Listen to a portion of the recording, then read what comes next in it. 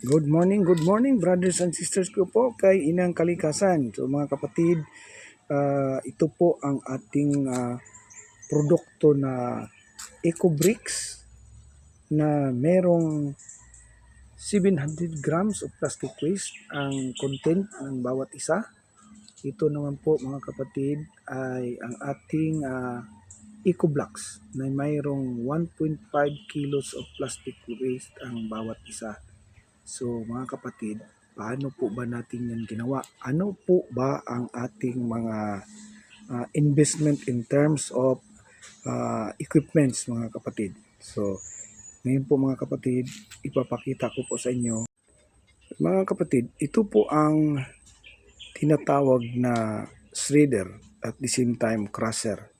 So ang machine po na ito mga kapatid ay ginagamit po sa pag-shred ng ating mga plastic bottles. Katulad po nito mga kapatid na kolekta po natin ng mga plastic bottles ay i-feed po yan dito sa ating shredder at the same time crusher mga kapatid.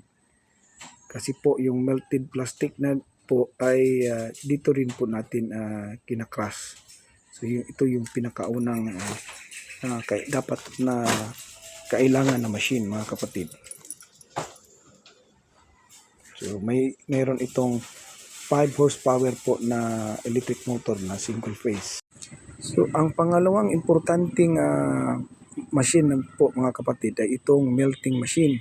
Ito po ang ginagamit sa pag-melt ng ating mga nakuliktang mga plastics. Katulad niyan mga kapatid. So yan. Yan. So dito yan mga kapatid lulutuin. Ito yan mini-melt.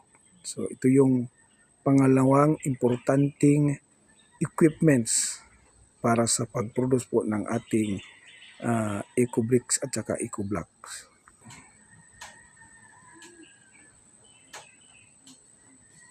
Ito mga kapatid ang pangatlong importanteng equipment po. Itong tinatawag nating mortar mixer. Ito po ay ginagamit po para sa mixing ng ating mga ingredients sa paggawa ng EcoBricks at EcoBlocks.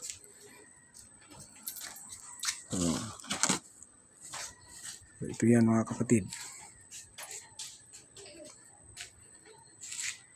Mortar mixer. Ang pang-apat na equipments mga kapatid ay itong ating hydraulic press machine. Kung saan dito po